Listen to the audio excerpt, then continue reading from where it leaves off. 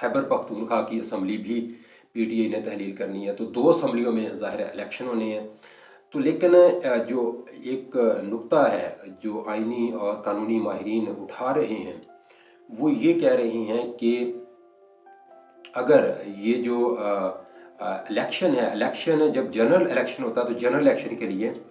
मरदमशुमारी जो है वो ज़रूरी है, क्योंकि मुश्तरका मुफादात कौंसल का जो अजलास हुआ था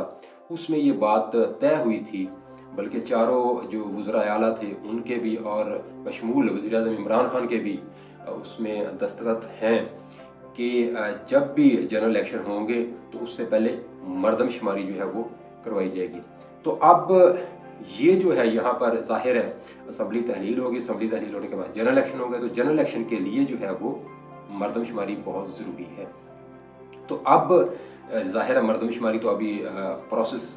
चल रहा है उसका, तो जब तक मरदमशुमारी नहीं होगी तो ये इलेक्शन नहीं हो सकता। तो एक ये भी है कि अगर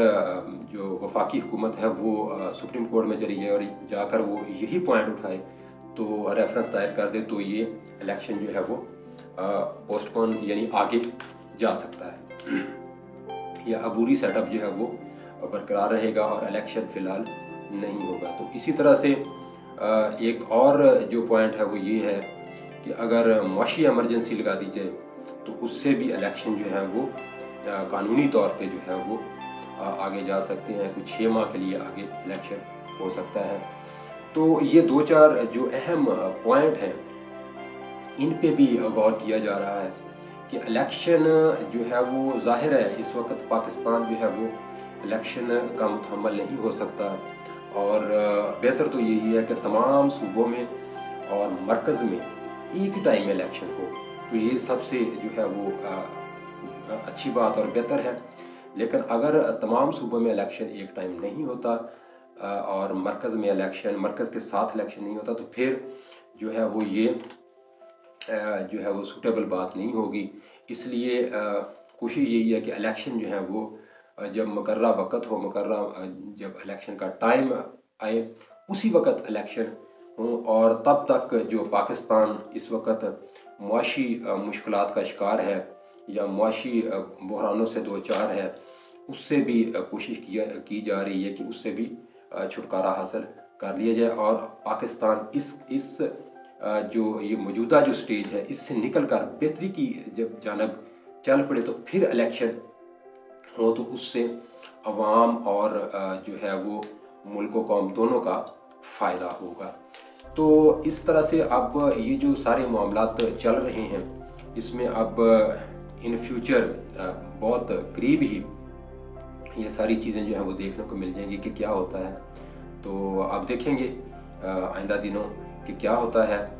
इलेक्शन होते हैं, इलेक्शन आगे जाते हैं, मुआशी एमरजेंसी लगती है या मरदमशुमारी के बाद इलेक्शन होते हैं। फिर एक और भी है कि ज़ाहिर है अब वज़ीर आला अबूरी वज़ीर आला जो है उसका भी इंतखाब होना है।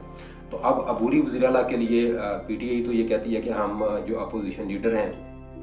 उनको हमजा शहबाज हैं इस वक्त, तो उनको हम ख़त लिख रहे हैं, वो और जो मौजूदा वज़ीर आला परवेज़ लाई हैं या PTI के साथ बैठ के वो मुशावरत के साथ जो है वो एक जो है वो आइंदा का जो अबूरी निगरान वज़ीर-ए-आज़म है वज़ीर आला उसका इंतखाब करें और उसको फिर जो है वो लगाया जाए ताकि अब निगरान सेटअप जो है वो जल्द बने और फिर 90 रोज़ के अंदर अंदर ये दोनों असम्बलियाँ जो है खैबर पख्तूनख्वा और पंजाब की जो असम्बली है वहाँ पर इलेक्शन हो सकें। तो लेकिन अब ये जो हमजा शहबाज हैं अपोजिशन लीडर हैं, ये उन पर डिपेंड करता है, मुस्लिम लीग नून पर डिपेंड करता है वो